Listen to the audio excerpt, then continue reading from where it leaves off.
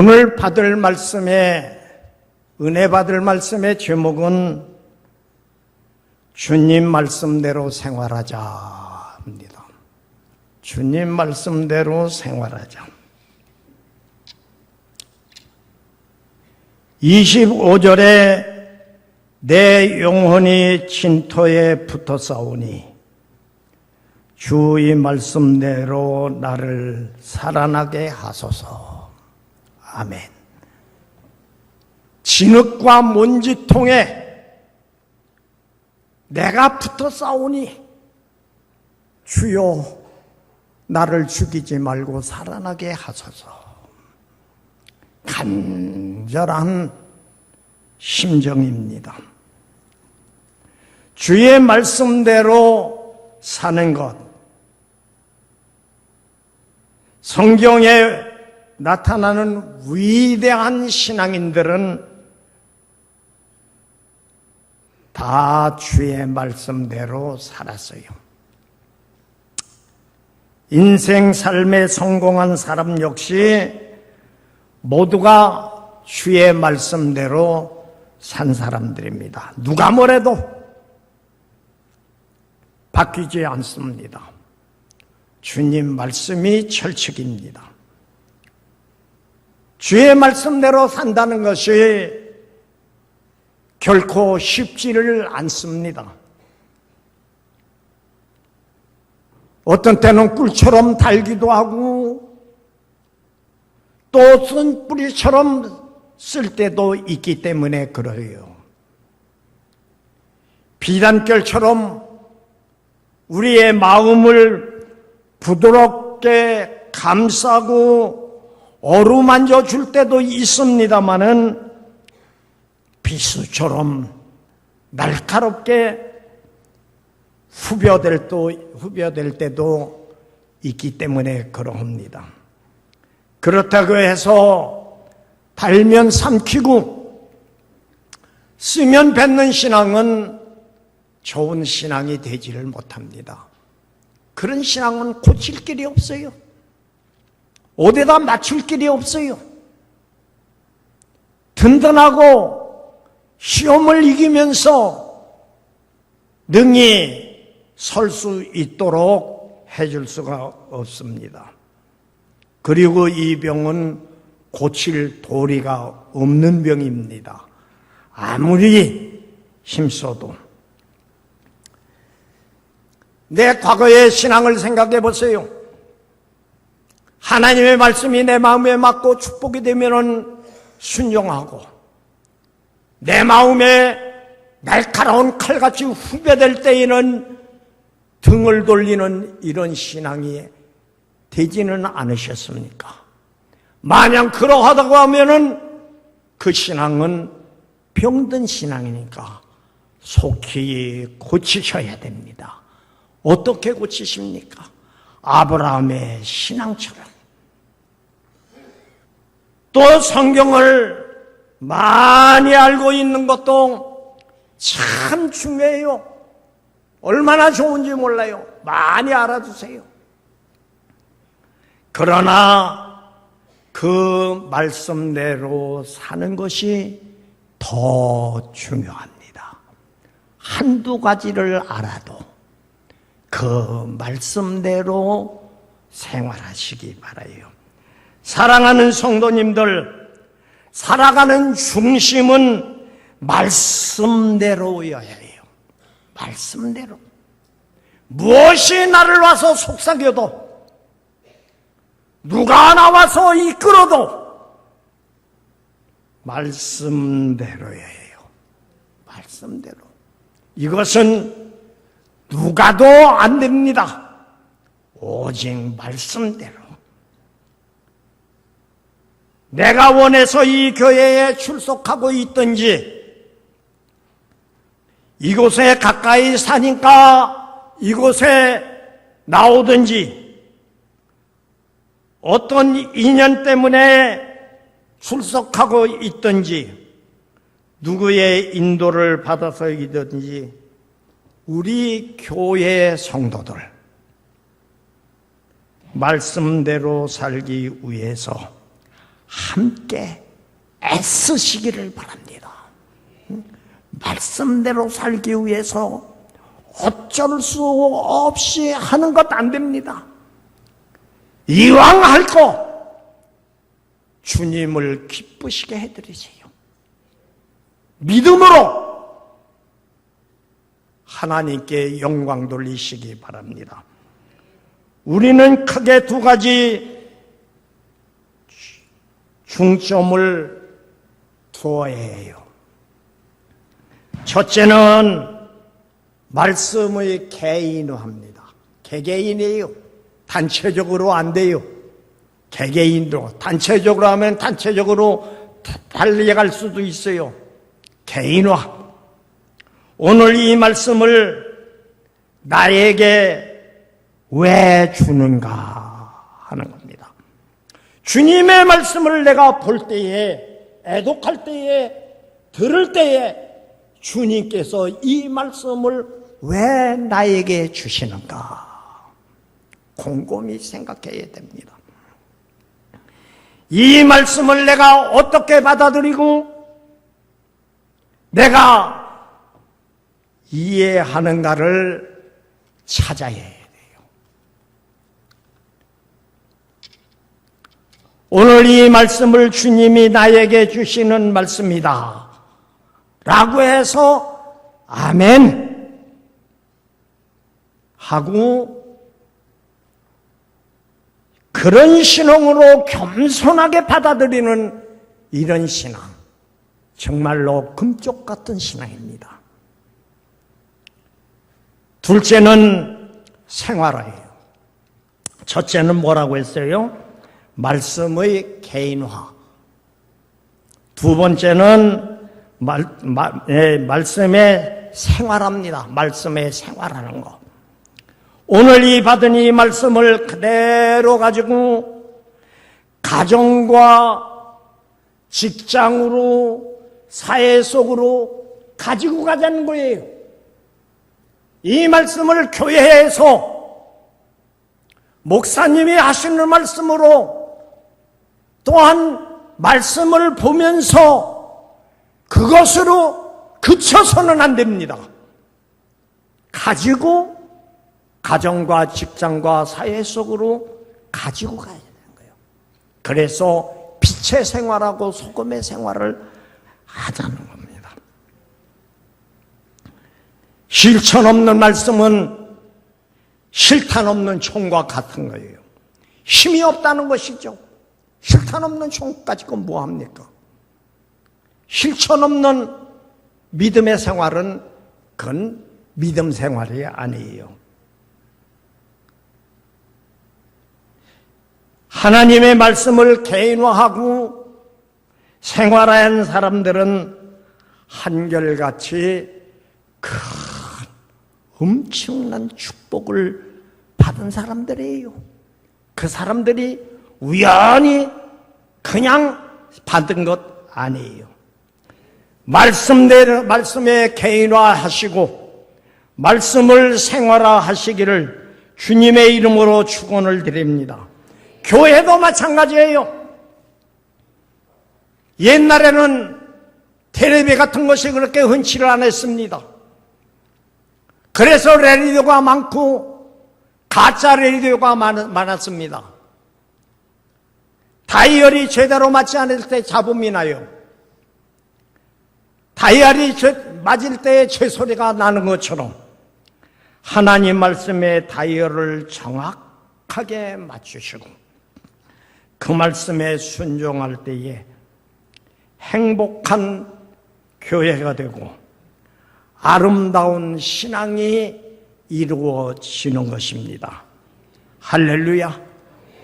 이러한 신앙, 이러한 사회, 말과 불평이 많은 이러한 세대에 우리들이 살고 있을 때에 하나님 말씀에 정확하게 다이얼을 맞춰야 됩니다.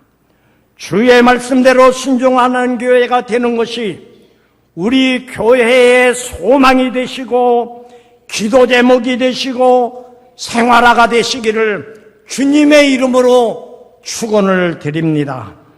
주의 말씀대로라고 하는 시인의 고백을 좀 더 깊이 살핌으로 은혜를 받도록 하시기를 바랍니다. 첫째는 주의 말씀대로 나를 소송케 하소서. 주의 말씀대로 나를 소송케 하소서. 오늘 본문 25절에 내 영혼이 진토에 붙어 싸우니 나를 살아가게 하소서. 107절에 고난이 매우 심하오니 여호와여 주의 말씀대로 나를 살아나게 하소서. 주의 말씀대로 살아나는, 주의 말씀대로 살아가는 우리 교회와 여러분들 다 되시기를 바랍니다.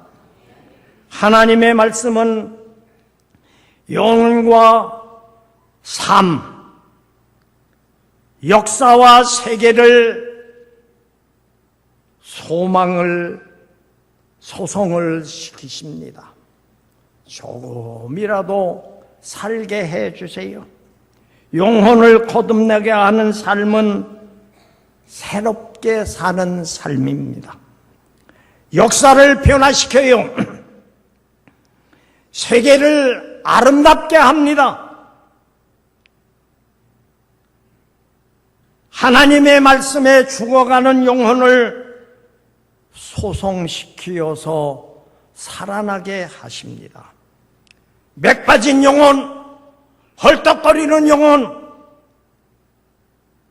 꼼짝달싹 못하는 영혼, 말씀은 활력을 불어넣습니다. 두 번째는 주의 말씀대로 나를 세우소서 하는 거예요. 주의 말씀대로 나를 세워주셔서. 이 말씀은 28절에 나오는 말씀인데 내 영혼이 눌림으로 말미암아 녹사오니 주의 말씀대로 나를 세우소서. 주님 말씀대로 나를 세우소서. 이 28절에 나오는 여기 말하는 세운다고 하는 것은 뿌리를 깊게 한다는 말씀이에요. 뿌리를 깊게 해야 이것이 흔들림이 없이 잘 자랍니다. 든든하게 한다. 튼튼하게 한다. 일하게 한다. 여러 가지 다양한 그 뜻을 가지고 있어요. 얼마나 좋은지 몰라요. 이 말씀의 뜻이. 흔들리지 아니하는 신앙인이 되려고 하면은 어떻게 해야 합니까? 주의 말씀대로 살아야 해요. 주의 말씀대로 사는 사람은 그 신앙의 뿌리를 깊게 내려 햇빛이나 바람과 같은 환난이나 고통이 나를 찾아와도 우연하게 잘 견뎌냅니다. 사람이 사람을 세울 수는 없어요. 이유는 세워주는 그 사람도 넘어지기 때문에 그래요. 황 같은 사람도 넘어져요. 죽습니다. 그러나 주님의 말씀은 나를 세워주십니다. 나를 사람답게 세워주시고 나를 신자답게 세워주시고 주의 종답게 세워주십니다. 모세를 한번 생각해 보세요. 일부 예배에서도 말씀을 드렸습니다마는 모세는 참 불행한 사람으로 그 당시에 태어났어요. 그래서 부모의 도움으로 인하여서 광주리에 담아 물에 뛰어내렸어요. 그래서 참 공주의 아들로 삼아져 가지고 왕궁에서 자라나요. 그러다가 여기에서 어떻게 됩니까? 하루는 밖에 일터에 나가보니까 여기에 에집트 사람과 자기 나라 이스라엘 사람과 싸우고 있어요. 그래서 말렸어요. 그 이튿날 나가니까 또 싸우고 있어요. 그래서 이집트 사람을 때려 죽이고 모래로 파묻고 그러고 들어왔어요. 이 사실이 비밀로 됩니까? 탄로가 났어요. 모두가 알았어요. 그전에도 의심을 했어요. 그래서 그 사람은 쫓겨났어요. 딴 사람 같았으면 다 거기서 사형을 시켜서 다 죽이는데 그래도 왕궁에서 자랐기 때문에 멀리 귀양을 보내서 죽을 고생을 다 했어요. 텔레비에서 보니까 아이고 어떤 때는 쓰러져서 다 죽은 줄 알았어요. 그래도 하나님께서 살리셔서 그 아들을 인도하십니다. 그런 고난 속에서도 신앙만큼은 여호와의 신앙만큼은 자기의 동족을 버리지 않고 살아나는 그 신앙. 그래서 이집트에서 고생하는 하나님께서 그 모세를 선택해가지고 내 백성을 인도해라. 재앙의 10가지 재앙을 내려가지고 여기서 살려냅니다. 해방을 시킵니다. 그래하고 홍해를 육지같이 건듭니다. 그래하고 십계명을 받으러 갈 때에 밑에서는 금송아지를 만들어가지고 우상을 섬깁니다. 하나님께서 속히 내려가봐라. 내 백성들이 미쳤다는 거예요. 우상을 섬기고 있다는 거예요. 내려와 보니 그 짓이에요. 그래서 십계명을 던져서 그걸 부수고 그 백성을 인도하고 평생을 여호와의 말씀대로 산 이 모세, 몇 시간을 두고 말씀을 드려도 다 드릴 수 없는 귀한 말씀입니다. 그러나 모세의 신앙 본받아 아무리 생활하는데 어렵고 힘들고 모진 풍파가 분다 한다 할지라도 이기시고 승리하시기를 바랍니다. 주님은 나를 방금 전에 말씀을 드렸습니다마는 하나님의 아들로 세워주시고 사람답게 세워주시고 신자답게 세워주시고 주의 종답게 세워주세요. 사람은 안 돼요. 그도 넘어지고 죽기 때문에 그래요. 나무를 심을 때는 땅을 깊이 파고 나무를 심고 꼭꼭 밟아줍니다. 그랬다가 다시 줄기를 잡고 손으로 잡아당기면서 두세 번 잡아당기면서 흔들어준 다음에 꼭꼭 밟아줍니다. 흔들어 밟아주면은 그렇게 해야 나무를 심어야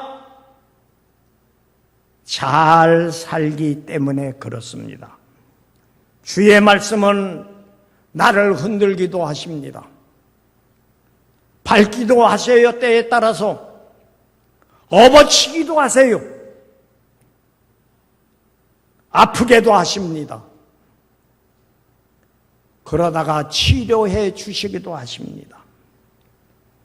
그리고 어떤 환난과 고난이 와도 넘어지지 않고 흔들리지 않도록 굳게 세워주십니다. 베드로전서 5장 10절에 보면은 너희를 친히 온전케 하시며 굳게 하시며 강하게 하시며 우리를 앞으로 주의 말씀대로 살아가면서 터를 견고케 하시리라 라고 말씀을 했습니다. 우리의 영혼과 혼이 소성하고 굳게 서서 흔들리지 아니하는 이 나무와 같은 여러분들 되시기를 주의 이름으로 부탁을 드립니다. 강하고 주의 말씀대로 실천하시고 인정받으시고 축복받는 여러분들 되시기를 바랍니다.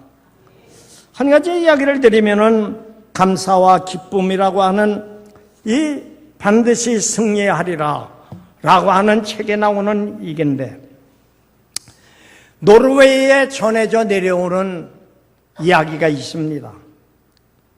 사탄이 세상에 내려와 보니까 사방에 돌아다니다가 창고를 여러 개 지었어요. 그래서 그 창고 안에는 미움, 시기, 질투, 절망, 아픔 같은 이러한 씨앗들이 가득히 담겨져 있어요. 그래서 이 사탄들은 모두가 나와가지고 이 씨앗들을 사람들의 마음밭에 쭉 심었어요. 그런데 이 사탄이 만족했어요. 아주 만족했어. 아주 쑥쑥 잘 자라는 거예요. 그런데 유독 한 마을에서만 씨앗들이 효과가 없다고 하는 그런 것을 알았어요. 모든 악한 영들은 몰려와서 아무리 씨앗들을 갖다가 미움, 시기, 질투, 절망, 아픔 같은 이런 씨앗들을 자꾸 심어도 소용이 없었어요. 그런데 그 마음 심정을 사탄이 보니까 어떤 씨앗이 심겨져 있었어요. 사탄의 노력도 소용이 없는 마을의 이름은 기쁨이라고 하는 마을이었는데, 거기에 사는 사람들의 마음에는 감사라고 하는 씨앗이 이미 심겨져 있었어요. 감사는 반응이 아닌 태도입니다. 정말로 주님의 은혜를 체험한 사람들은 늘 감사할 수 있어요. 더워도 감사하세요. 고난이 와도, 어려움이 닥쳐도 감사하세요. 하나님을 향한 감사가 우리들이 마음속에 있으면 반드시 기쁨이 넘치고 악을 이길 수 있는 힘을 얻습니다. 어떤 일에도 감사하세요. 하나님이 주시는 참된 기쁨을 누리세요. 반드시 하는 모든 일에 형통하실 줄로 믿습니다. 주님 말씀대로 모든 일에 감사와 기쁨이 넘치시기를 바랍니다. 내 안에 있는 불평과 불만을 감사와 기쁨으로 몰아내 버리시기를 바랍니다. 하나님의 나라와 의가 이루어지는 우리 성동교회, 여러분의 가정, 여러분의 심령 속에 천국이 이루어지시기를 바랍니다. 꼭 믿음으로써 영광을 돌리세요. 여러분이 어느 곳에 있든지 그건 상관이 없습니다. 있는 그곳에서 하나님께 영광이 되세요. 그래야 하면은 8.15 해방 이후의 해방의 기쁨, 천국의 기쁨, 이 성령 강림주일 16번째 주일에 여러분의 가정에 큰 변화가 일어나시기를 주님의 이름으로 축원을 드립니다.